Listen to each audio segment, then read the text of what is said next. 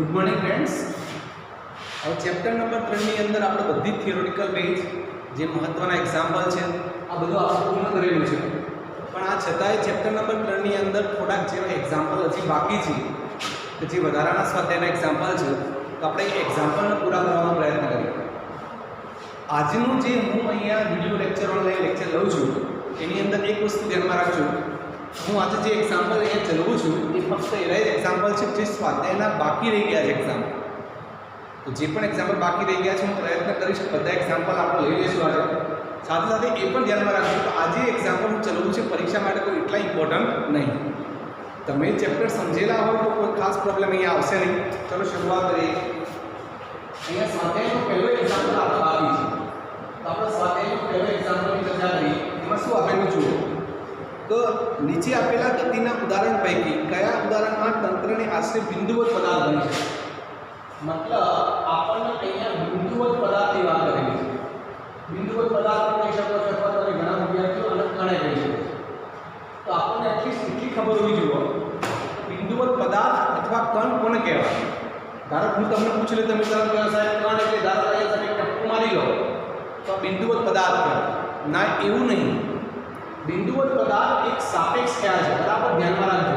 બિંદુવત પદાર્થ એક પ્રકારનો સાપેક્ષ ખ્યાલ છે. મતલબ જ્યારે કોઈ એક વસ્તુની પરિમાણની સરખામણીમાં બીજું વસ્તુનું પરિમાણ ઓછું હોય, મતલબ નજીવું હોય, તો એવા સાપેક્ષની અંદર બીજી વસ્તુને પ્રથમ વસ્તુની સાપેક્ષે બિંદુવત પદાર્થ બની શકે. આ રીતે જ્યારે કોઈ એક વસ્તુનું પરિમાણ એ બીજી કોઈ વસ્તુના પરિમાણની સરખામણીમાં નજીવું હોય તો તેવા પદાર્થને બીજા પદાર્થની સાપેક્ષમાં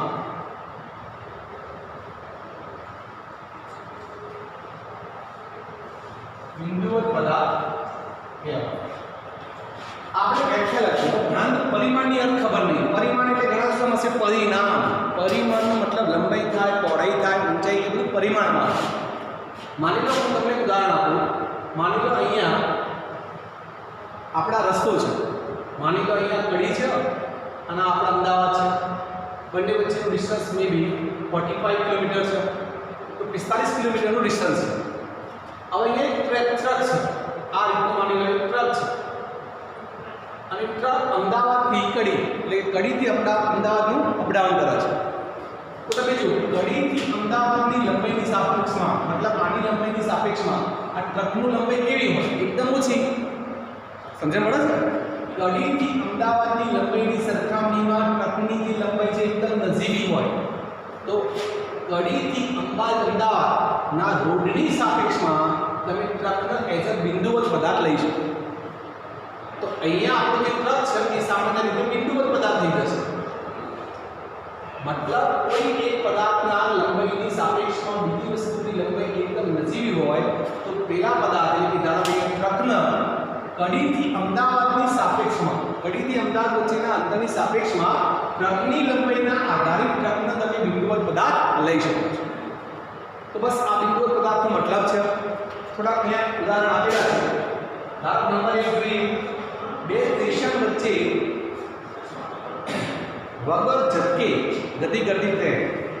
તો આ તો એક ઉદાહરણ દીધું. ધારો આ રીતે સ્ટેશન છે, એક મહેન્દ્રાબાદ છે, સેકન્ડ વન ઇઝ બરોડા છે. આ બંને વચ્ચેના અંતરની સરખામણીમાં આ ટ્રેન છે. તો તમે વિચારો અહીંયા ટ્રેનને બિંદુવત પદાર્થ કહેવાય કે ના કહેવાય? તો આ બંને વચ્ચેના અંતરની સરખામણીમાં ટ્રેન તો બિંદુવત પદાર્થ જ કહેવાય. તો અહીંયા તમે આ ટ્રેનને બિંદુવત પદાર્થ તરીકે લઈ શકો છો. બરાબર. ચલો સેકન્ડ પ્રશ્ન પૂછીશું. સરળતાથી કોઈ વર્તુળાકાર માર્ગ પર સાયકલ ચલાવતી વ્યક્તિના માથા પર બેઠેલી કોઈ વાંધો. આ રીતે ધારો કોઈ વર્તુળાકાર ગતિ છે, કોઈ પદાર્થ આ રીતે ગતિ કરે છે વર્તુળાકાર પથ ઉપર. બરાબર. અહીંયા વ્યક્તિ સાયકલ ચલાવે છે અને અહીંયા આ રીતનો વાંદરો છે, વ્યક્તિના માથા પર બેઠેલો વાંદરો. તમે જાતે વિચારો વર્તુળાકાર પથની સરખામણીમાં વાંદરાનું પરિમાણ કેવું હોય? એકદમ નજીવું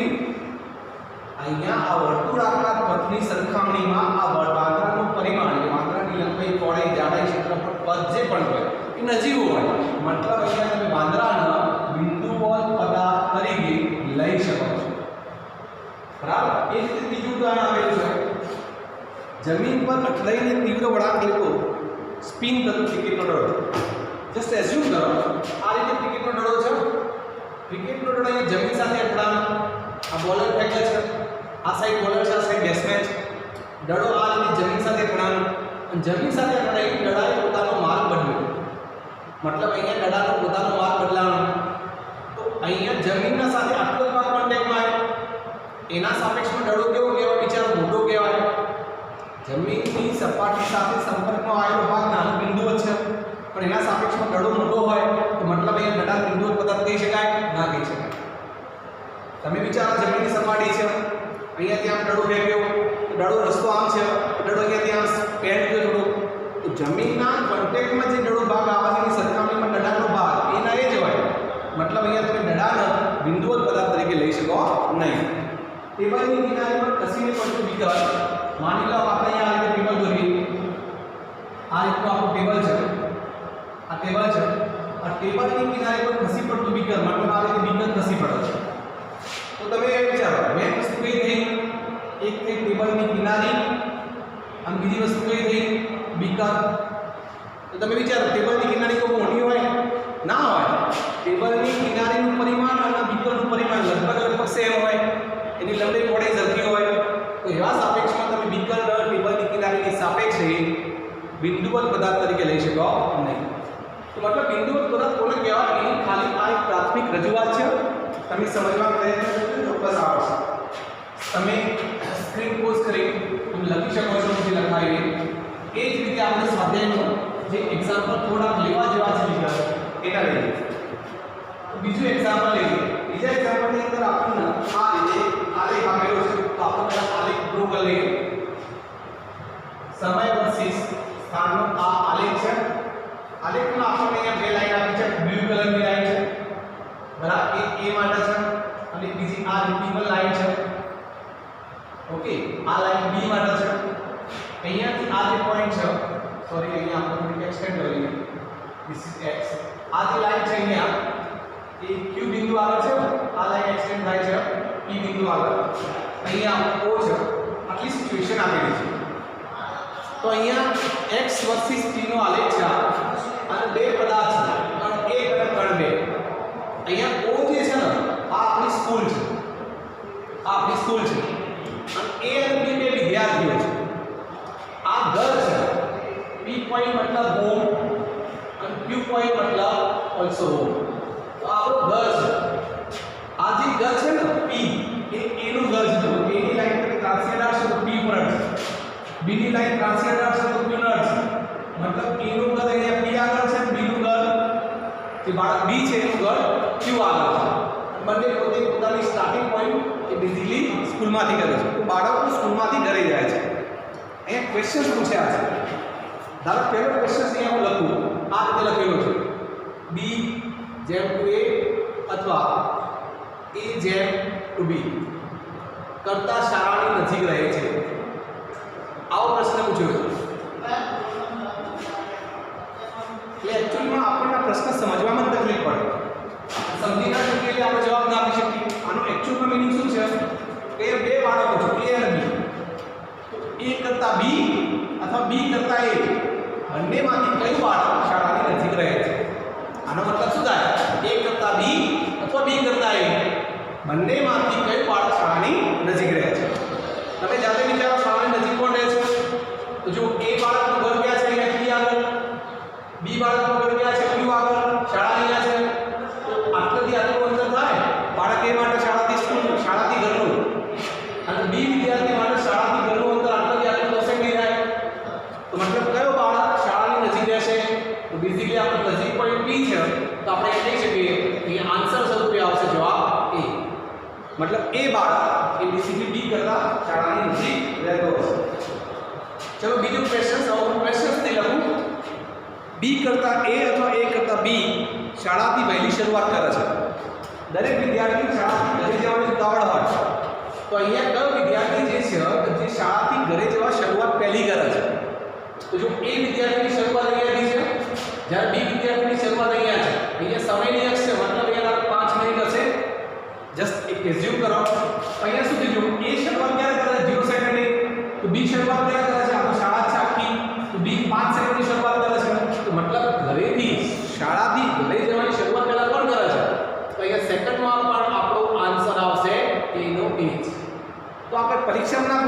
સમજણ પડે છે. બી કરતા એ અથવા એ કરતા બી ઝડપથી ચાલે છે, મતલબ ઝડપ પણ વધારે છે. તો ઝડપ કેવી ખબર પડે? આપણને ખબર છે કે ઝડપ આપણે શોધવી હોય x અક્ષના આલેખ પરથી તો ઢાળ પરથી શોધવી પડે. ઢાળ પરથી તમે અહીંયા ઢાળ લેશો તો તમને આટલી વાર મળશે. જો ધ્યાનથી આટલાથી આટલું અને તમે આનો ઢાળ લેશો તો પણ તમને આટલાથી આટલું મળશે.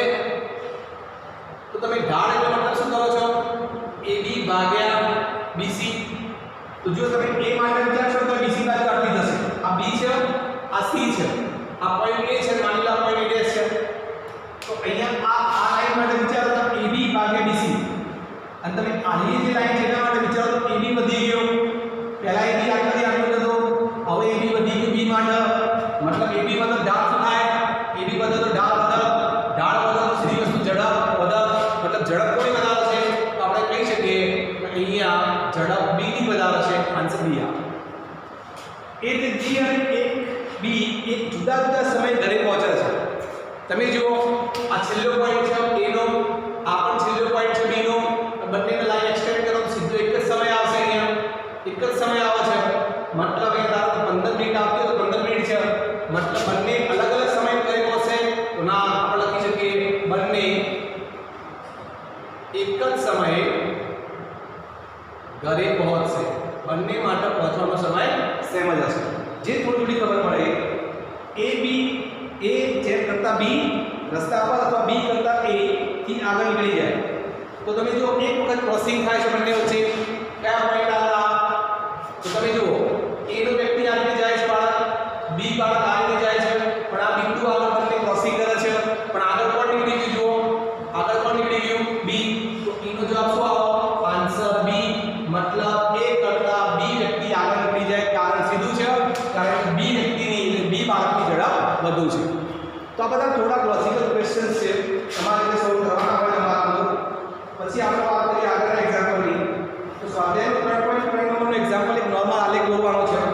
તમે તારા લગભગ મોડર્ન યુઝ કરતા છો તરત આવશે. 3.3 છે, 3.4 છે તો રમકડા છે, મતલબ એક પ્રકારની વાર્તાઓ છે. આપણે બે એક્ઝામ્પલ નહીં લઈએ કારણ કે એમાં કશું કરવાનું નથી. આપણને જે ચલાવવું છે હું તમને પહેલા કહી ચૂકેલો છું કે આપણે મહત્વની બાબતો નહીં, આપણે જે ભણેલા છે એના ઉપયોગથી ખાલી સોલ્વ કરીએ છીએ. તો હવે આપણે જે દાખલાના એક્ઝામ્પલ હોય જોઈ લઈએ એનો આપણે ઉપયોગ કરીએ. જો એક આ સારો પ્રશ્ન છે સ્વાધ્યાયનો 3.11 નંબરનો. તો આ એક્ચ્યુઅલમાં આપણને ખબર હોવી જોઈએ. ચલો જવાબ આપીએ. ખરા ખોટા કહેવાય છે. કોઈ એક ક્ષણે ઝડપ શૂન્ય હોવા છતાં પ્રવેગ અશૂન્ય હોઈ શકે?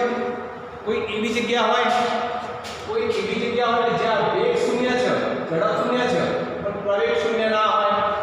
તમે વિચારો તમારો આ જે પદાર્થ છે જમીનની સપાટી છે, જમીનની સપાટી પર તમે પદાર્થના રીતે ઉપર ઉભો દિશામાં ફેંકો છો તો મહત્તમ ઊંચાઈ દઈ ગઈ. આટલાથી આટલું ડિસ્ટન્સ એ h મેક્સિમમ છે, મહત્તમ ઊંચાઈ દઈ ગઈ. તો એ મહત્તમ ઊંચાઈ દડો કેવો થાય? ક્ષણિક સ્થિર થાય, વેગ 0 થાય. પણ મિત્રો દડો અહીંયા સ્થિર થાય પણ એ વખતે ઉભો દિશામાં પ્રવેગ તો લાગતો જ હોય છે. મતલબ એ વેગ 0 હોય પણ પ્રવેગ તો કેટલો હોય છે? ગુરુત્વ પ્રવેગ જેટલો, મતલબ 9.8 મીટર પર સેકન્ડ સ્ક્વેર. એવી કોઈ જગ્યા નહીં કે જ્યાં વેગ 0 હોય પ્રવેગ 0 ના હોય. તમે કહો છો કે વેગ 0 છે પણ પ્રવેગ 0 નહીં, પ્રવેગ તો 9.8 મીટર પર સેકન્ડ સ્ક્વેર છે. મતલબ આપણે કહી શકીએ છીએ કે અહીંયા જ્યારે વેગ 0 હોય તો પ્રવેગ હંમેશા અશૂન્ય જ હોય. મતલબ એ પહેલું સેન્ટેન્સ છે એ સાચું છે. ચલો બીજું, ઝડપ શૂન્ય હોય તો વેગ અશૂન્ય હોઈ શકે? આ જે પૂછ્યું સેકન્ડ પોઈન્ટ, ઝડપ છે એ શૂન્ય છે તો વેગ એ અશૂન્ય હોઈ શકે? બરાબર. હવે તમે વિચારો વેગ શું બતાવે છે? વેગ શું બતાવે? વેગ બે વસ્તુ બતાવે, એક ઝડપનું મૂલ્ય અને બીજી દિશા. બરાબર. હવે ઝડપ 0 હોય મતલબ વેગ એટલે ઝડપનું મૂલ્ય તો 0 થયું. હવે દિશા તો ઉત્તર દક્ષિણ ગમે તે હોય પણ ઝડપ જ ના હોય તો દિશાનો મતલબ જ નહીં રહેતો. મતલબ એવું કદી પોસિબલ જ નહીં કે ઝડપ 0 હોય તો વેગ 0 ના હોય, ઝડપ 0 હોય તો વેગ 0 જ હોય. મતલબ આપણે કહી શકીએ સેકન્ડ સેન્ટેન્સ કેવું છે? ખોટું છે. એ રીતે બીજું સેન્ટેન્સ વિચારી આપણે. ચલો આગળ જઈએ. ઝડપ અચળ હોય તો પ્રવેગ હંમેશા શૂન્ય હોય. ઝડપ અચળ હોય તો પ્રવેગ હંમેશા શૂન્ય હોય. એને વિચારો ઝડપ અચળ તો પ્રવેગ હંમેશા શૂન્ય હોય. આ વાક્ય સાચું છે, એકદમ સરાસર સત્ય છે. કારણ કે ઝડપ પ્રવેગનો મતલબ શું છે? વેગમાં થતો ફેરફાર. વેગ મતલબ ઝડપના મૂલ્યમાં થતો ફેરફાર. હવે ઝડપના મૂલ્યમાં ફેરફાર જ નહીં થતો તો મતલબ પ્રવેગ કેવો થઈ ગયો? અચળ થઈ ગયો, જીરો થઈ ગયો. ઝડપ બદલાતી હોય, વેગમાં ફેરફાર થતો હોય તો જ પ્રવેગ આવે. બાકી જો ઝડપ અચળ થતી હોય, વેગના મૂલ્યમાં ફેરફાર થતો ના હોય તો ઝડપ જીરો આવે. બાકી સાચું છે. અને નંબર ડી એટલે કે છેલ્લો જે પોઈન્ટ છે એ જોઈએ તો પ્રવેગના ધન મૂલ્ય માટે ગતિ વધતી જાય છે. તો આ વાક્ય ખોટું છે. પ્રવેગના ધન મૂલ્ય માટે જો બરાબર સમજો, પ્રવેગના ધન મૂલ્ય માટે ગતિ વધતી જાય છે. ચલો આપણે અહીંયા દોરેલું છે સમજી લઈએ. આ રીતની સપાટી છે બરાબર. અહીંયા માની લો આ સરફેસ પર કોઈ દડો પડ્યો છે, તમે દડાને ઉપરની તરફ ઉછાળો છો, દડો ધારો કે મહત્તમ ઊંચે પર પહોંચી ગયો. હવે માની લો કે આપણે આ દિશામાં ધન લઈ લઈએ છીએ અને આ દિશામાં ઋણ લઈ લઈએ છીએ. માની લો ઊંધું કરી દો, આનું ઋણ લઈ લો અને ધન લઈ લો. હવે જ્યારે દડો ઉપરની તરફ ગતિ કરતો હોય તો પ્રવેગ કઈ તરફ લાગે? તમે તરત કહો સાહેબ પ્રવેગ નીચેની તરફ લાગે. કેટલો પ્રવેગ લાગે? જી. પણ અહીંયા પ્રવેગ કેવો લેવાનો? ધન દિશા છે ને, આપણે અહીંયા પ્રવેગ પોઝિટિવ આવશે. તો તમે વિચારો અહીંયા શું લખ્યું? પ્રવેગના ધન મૂલ્ય માટે, આ પ્રવેગના ધન મૂલ્ય માટે ગતિ વધતી જાય તો તમને ખબર છે કે વેગ 12 હશે, અહીંયા વેગ 10 હશે, અહીંયા 8 હશે, અહીંયા 6 હશે, અહીંયા 4 હશે, અહીંયા 2 હશે, અહીંયા 0 હશે. મહત્તમ ઊંચે વેગ 0 થાય તો પદાર્થ જેમ જેમ ઉપર ગતિ કરતો જાય એમ વેગ ઘટતો જાય છે. પણ પ્રવેગ કેવો છે એનો? ધન. તો અહીંયા લખ્યું છે પ્રવેગના ધન મૂલ્ય માટે ગતિ વધતી જાય. જો પ્રવેગના ધન મૂલ્ય માટે અહીંયા ગતિમાં શું થાય? ઘટાડો થાય છે. ગતિ ક્યાં વધી? પ્રવેગના ધન મૂલ્ય માટે ગતિમાં વધારો ના થયો તો ઘટાડો થયો. મતલબ આ સેન્ટેન્સ કેવું કહેવાય? ખોટું કહેવાય. તો તમે ઉદાહરણ આપી શકો છો બરાબર. એના સિવાયના આગળના જે એક્ઝામ્પલ હોય એ પણ આપણે લઈએ. 3.10 તરીકે કેલા છે 11 પતિ યુ 3.12 નંબરનું એક્ઝામ્પલ તમારે કરવાનું જરૂર નહીં. એમાં કેવું છે આ રીતની વસ્તુ જો એ થોડું ટિપિકલ થઈ જશે. આ સપાટી છે, અહીંયા એક દડો છે બરાબર. દડાને તમે સપાટી પર પછાડો છો તો તમને ખબર પડે દડો સપાટી પર પછાડો એટલે આટલીથી આટલી જે ઊંચાઈ છે તારો ખેંચવાનું કહી દઈએ. હવે દડો અહીંયાથી શું થશે? ટપ્પી પડશે એટલે દડો પાછો હાઈટ ઉપર આવશે, પાછો દડો ત્યાંથી નીચે આવશે, પાછો દડો થોડી હાઈટ ઉપર આવશે, પાછો દડો નીચે આવશે. તો દડાને આપણે પાડી દે ટપ્પી પડે કે ના પડે? બાઉન્સ બેક થાય કે ના થાય? તો પહેલા આટલું અંતર કાપો, પછી બીજી વખત આટલું અંતર કાપો, ત્રીજી વખત અહીંથી થોડું ઓછું અંતર કાપો. તો બાઉન્સ બેક જે થાય છે એના એકોર્ડિંગ એક એક્ઝામ્પલ આપેલું છે જે આપણા લેવલમાં પૂછાતો નથી. એટલે તમારે એક્ઝામ્પલ નહીં કરો તો ચાલશે આરામથી. કયા નંબરનું એક્ઝામ્પલ કહું છું? 3.12 નંબરનું એક્ઝામ્પલ. પછી 3.13 નંબરનું એક્ઝામ્પલ જોઈએ આપણે. 3.13 નંબરનું એક્ઝામ્પલ એ તો બહુ સિમ્પલ એક્ઝામ્પલ છે. તમને ડિસ્પ્લેસમેન્ટ અને પથ લંબાઈ એટલે કે ડિસ્ટન્સની ખબર હોય તો આરામથી જવાબ આપી શકો છો. તો 3.13 નંબરનું એક્ઝામ્પલ આપણે જોઈ લઈએ. સોરી 3.13 નંબરનું એક્ઝામ્પલ એવું કહે છે સ્થાનાંતર અને પથ લંબાઈ. તો તમને બંને વચ્ચેનો સંબંધ ખબર નહીં, સ્થાનાંતર અને પથ લંબાઈ. તો મારો જે શરૂઆતનો વિડિયો છે ત્રીજો, ચોથો, પાંચમો વિડિયો નંબર 3, 4, 5 આમાંથી કોઈ પણ એક એમાં મેં તમને સંખ્યા રેખા પર સ્થાનાંતર અને પથ લંબાઈ પોઝિટિવ નેગેટિવની વાત બતાવી છે.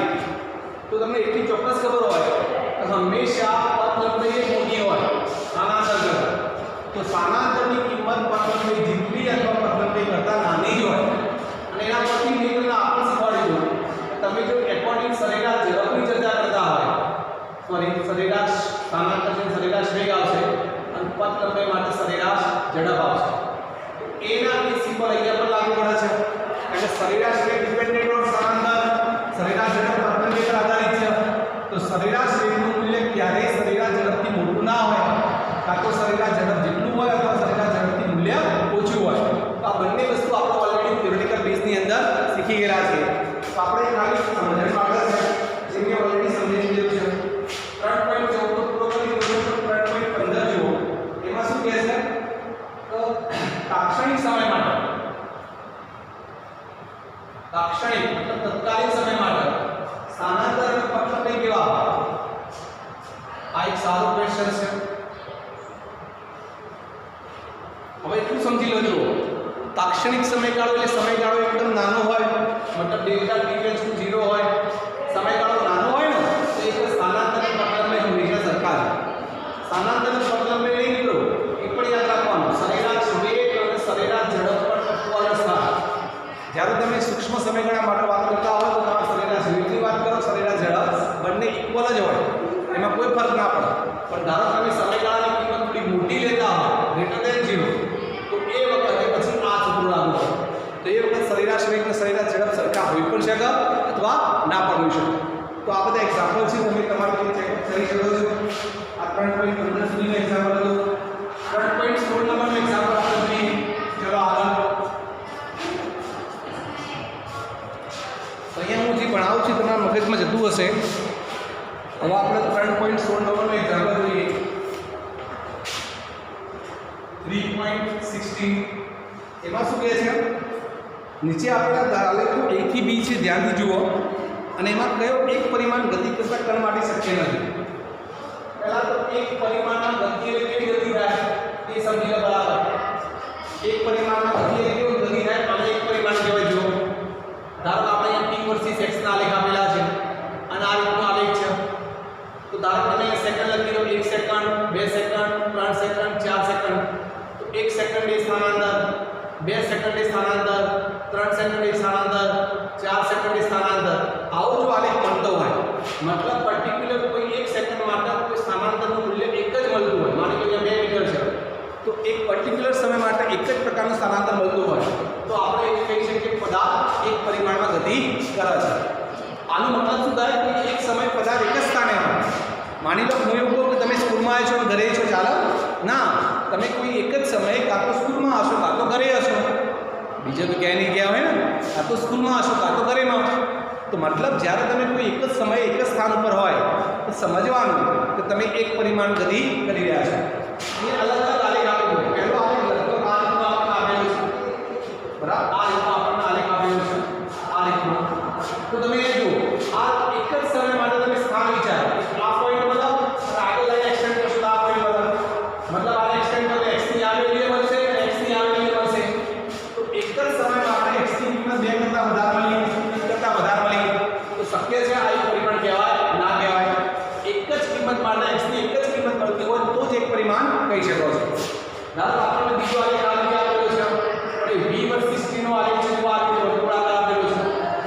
તમે વર્તુળાકાર આલેખની અંદર જો સમય માટે તમે આ લાઈન એક્સટેન્ડ કરશો ઉપરની તરફ તો તમને આ મૂલ્ય મળશે, અને તમે નીચેની તરફ એક્સટેન્ડ કરશો તો આ મૂલ્ય મળશે. મતલબ એક જ સમયે બે અલગ અલગ વેગ છે. મતલબ તમને કોઈ એવું કહે કે ગોધી ચોક આગળ તમે 40 ની સ્પીડે ચાલતા હતા, કોઈ એવું કહે કે ગોધી ચોક આગળ તમે 60 ની સ્પીડે ચાલતા હતા, એવું શક્ય જ નહીં. કોઈ એક માણસ એક જ સમયે એક જ વ્યક્તિ ગતિ કરે. આ તો અહીંયા બે બે વેગ આવે છે, મતલબ આપણને ખબર પડે કે આપણને એક પરિમાણની ગતિ કહેવાય નહીં. એ રીતે ત્રીજો આલેખ પણ આપણને આ રીતે આપેલો છે, એ પણ તમે જોઈ શકો છો. આ રીતનો આપણને આલેખ આપેલો છે, એ પણ ઝડપ વર્સિસ t નો છે.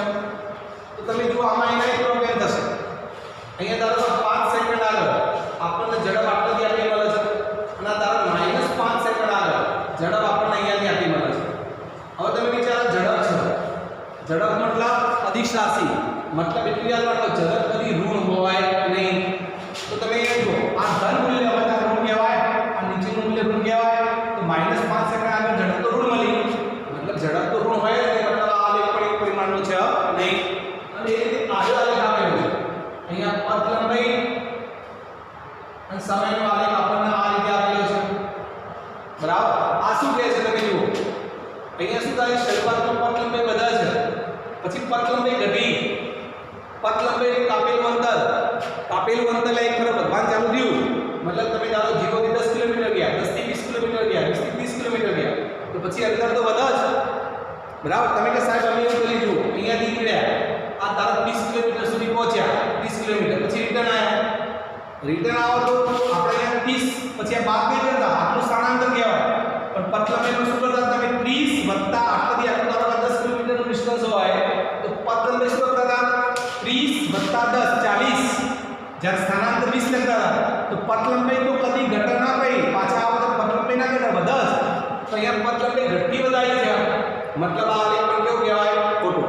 મતલબ 4 આલેખમાંથી કોઈ પણ એક આલેખ એ સામાન્ય રીતે એક પરિમાણીય ગતિને રજૂ કરતો નથી. અહીંયા પછી તમને બીજો પણ એક આલેખ આપેલો છે 3.17 માં. આલેખાત્મક રજૂઆતો છે એ ખરેખર ઇન્ટરેસ્ટિંગ છે. આ એક પરિમાણનો જે આલેખ આવે છે ને એ ધોરણ 8 ની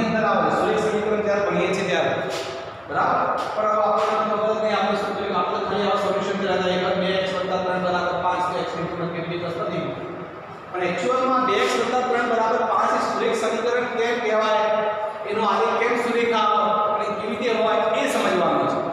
તો આપણે કદી સમજ્યા નહીં, બરાબર. તો આ વસ્તુ ધોરણ 8 ની અંદર આવે છે, સેકન્ડ ચેપ્ટર છે. જોજો હવે 17 નંબરનો એક્ઝામ્પલ જો 17 નંબરના એક્ઝામ્પલની અંદર આપણને આ રીતે આલેખ આપેલો છે. આ t છે અને અહીંયા x છે અને આ રીતનો આલેખ આપેલો છે.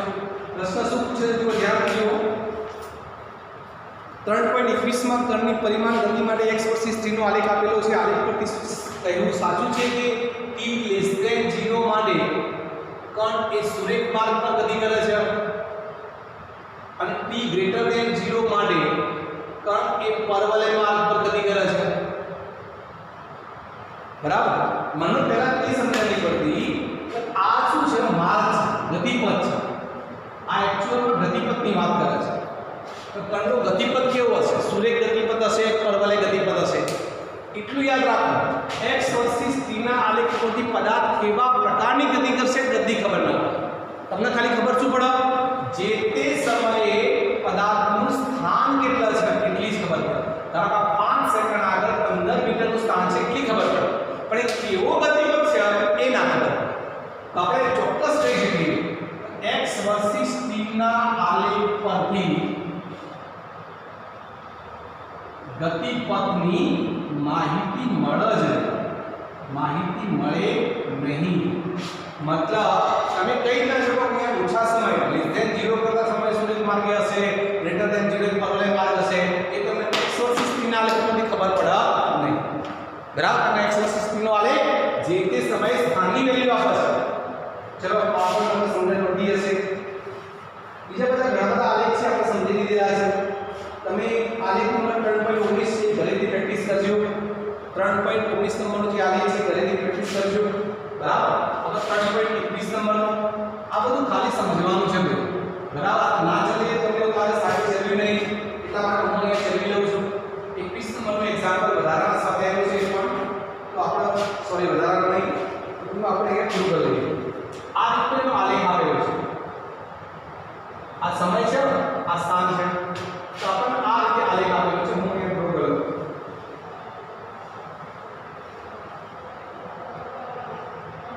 આ પહેલું રિજિયન છે. અહીંયામાં એક્ચ્યુઅલી બીજું રિજિયન આપ્યું છે. અહીંયા ત્રીજું રિજિયન આપ્યું છે. આ ત્રીજું રિજિયન. તમને એવું કહે છે સરેરાશ ઝડપ કોની વધુ હશે કોની ઓછી. મતલબ અહીંયા સરેરાશ ઝડપ વિશે તમારે ટિપ્પણી કરવાની છે. કોની વધુ હશે અથવા કોની ઓછી. તમારા અહીંયા 3 અલગ રિજિયન છે. રિજિયન 1, રિજિયન 2 અને વિભાગ નંબર 3. આ ત્રણેય વિભાગની અંદર સરેરાશ ઝડપ કોની વધારે? એક સિમ્પલ ઉદાહરણ આપું. આ x વર્સિસ t નો આલેખ છે. એક આલેખ આપણને આ રીતે મળે છે અને એકનો આલેખ ધારો આ રીતે છે. આ બે આલેખ છે. તો તમે જાતે વિચારો. તો ધારો તમે અહીંયા આ આલેખ છે, બરાબર. હવે તમે અહીંયા ઢાળ શોધો, આનો ઢાળ શોધો. તો માની લો આનો ઢાળ તમને મળશે 10. તો તમે આનો ઢાળ શોધશો ને તો તમને આના કરતાં ઓછો મળે છે. આ ઢાળ વધારે છે, આનો ઢાળ ઓછો છે. આનો ઢાળ 5 જ મળશે. સમજણ પડે છે? જેનો ઢાળ વધુ હોય, જેનો ઢાળ વધુ હોય એની સરેરાશ ઝડપ કેવી કહેવાય? વધુ કહેવાય. જેનો ઢાળ ઓછો હોય એની સરેરાશ ઝડપ ઓછી કહેવાય. હવે તમારે એના બુકમાં જોવા જો આ રિજિયન 1 ની અંદર આટલો ઢાળ છે, આટલાથી આટલો આ ઢાળ જોવાનો. રિજિયન 2 માં આ ઢાળ છે અને રિજિયન 3 નો આ ઢાળ છે. સૌથી વધુ ઢાળ શેનો છે? રિજિયન 3 નો. મતલબ સરેરાશ ઝડપ સૌથી વધુ રિજિયન 2 ની થશે. અને આના કરતાં આની તો ઢાળ એકદમ ઓછો છે, મતલબ આની સરેરાશ ઝડપ સૌથી ઓછી. તો જેનો ઢાળ વધુ હોય એની સરેરાશ ઝડપ વધુ હોય, જેની ઢાળ ઓછો હોય એની સરેરાશ ઝડપ ઓછો હોય. સરેરાશ ઝડપ જેનો ઢાળ ઓછો હોય. ચલો સમજતા હશો. હવે સ્વાધ્યાયનો 3.23 નંબરનો એક્ઝામ્પલ છેલ્લું એક્ઝામ્પલ છે. બાકીના તમે બધા કરી દીધા છે. ઓકે, બાકી બધા જ પતી ગયા. ખાલી 3.23 નંબરનો એક્ઝામ્પલ છે. આ એક ખાલી સુરેખ પથ પર ગતિ કરતા કણના એડમી સેકન્ડમાં કાપેલું અંતર છે. આમાં આવું કીધેલું જુઓ. દ્વિચક્રી વાહન સ્થિર સ્થિતિમાં જે પારસ્પરિક વેગ 0 1 મીટર પર સેકન્ડ સ્ક્વેર. ના પ્રવેગ પર સુરેખ માર્ગ પર 10 સેકન્ડ સુધી ગતિ કરે છે. t આપણને આપેલું છે 10 સેકન્ડનો સમયગાળો. તો વાહન બાળ દ્વારા nમી સેકન્ડમાં કપાયેલ અંતર વિરુદ્ધ nનો આલેખ દોરો. અહીંયા nમી સેકન્ડમાં કપાયેલ અંતર વિરુદ્ધ nનો આલેખ ડ્રો કરવાનો છે. શું સમજી લો? જુઓ, n શું છે? n નો મતલબ જે તે સમય છે. n નો મતલબ જે તે સમય છે. ધારો કે અહીંયા આ રીતે આલેખ લઉં છું. બરાબર, સમજો મહેરબાની કરી. અહીંયા આપણે લખી દઈએ nમી સેકન્ડમાં કપાયેલ અંતર અને અહીંયા n લઈએ. આલેખ છે. હવે મારા પાસે nમી સેકન્ડમાં કપાયેલા અંતરનું સૂત્ર શું છે? તમે શીખવાડી દઉં. v0 a/2 2n - 1. और ये पारमाणिक केवो છે 0, मतलब અહીંયા Sn નું સૂત્ર થશે a/2 2n - 1. આ રીતે. ચલો ધારો કે n ની કિંમત 1 લઈએ તો Sn કેટલો મળશે? વિચારો. અહીંયા એક પ્રવેગ તો કેટલો છે? 1/2 છે. n ની કિંમત તમે લો 1, 2 કા 2, બેમાંથી જડે 1 2 એટલે જવાબ મળશે 1/2. બરાબર, એટલે જવાબ કેટલો આવો 0.5. ચલો n ની કિંમત 2 લો. चलो 2 लो तो ये 2 4 4 માંથી કે 3 3 ને 3 3 ભાગ્યા 2 એટલે Sn ની કિંમત 1.5 મળશે. n ની કિંમત 3 લો. ચલો લો તમે 3 દુ 6 6 માંથી કે 5 5 ને 5 ભાગ્યા 2 मतलब Sn ની કિંમત મળશે 2.5. n ની કિંમત 4 લો. ચલો તો 4 નો 8 માંથી કે 7 7 ભાગ્યા 2 એટલે Sn ની કિંમત મળશે 3.5. n ની કિંમત ચલો 5 લઈ લઈએ લાસ્ટ 5 दिलो 5 10 10 માંથી જ્યારે 9 9 ભાગ્યા 2 કરશો એટલે જવાબ મળશે 4.5. તો તમારો આલેખ આ રીતે જુઓ. 1 second 2 second 3 second 4 second 5 second. અહીંયા 1 2 3 4 5. अब एक एक की वैल्यू मળી 0.5 1 1 0.5 અહીંયા એક પોઈન્ટ મળશે. ચલો 2 1 ની વેલ્યુ મળી 1.5 2 અહીંયા 1.5 અહીંયા એક વેલ્યુ મળશે.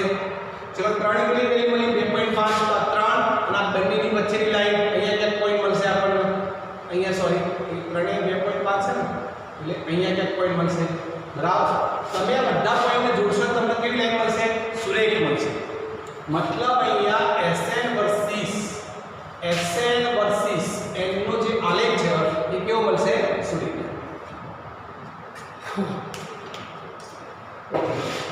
तो जितना भी एग्जाम्पल હું અહીંયા કવર અપ કરી શકું તો બધા એક્ઝામ્પલ કવર અપ કરી લીધા. ચેપ્ટર નંબર 3 નો આ લાસ્ટ વિડિયો છે. આના પછી હું કોઈ પણ ચેપ્ટર્સના વિડિયો બનાવવાનો નહીં.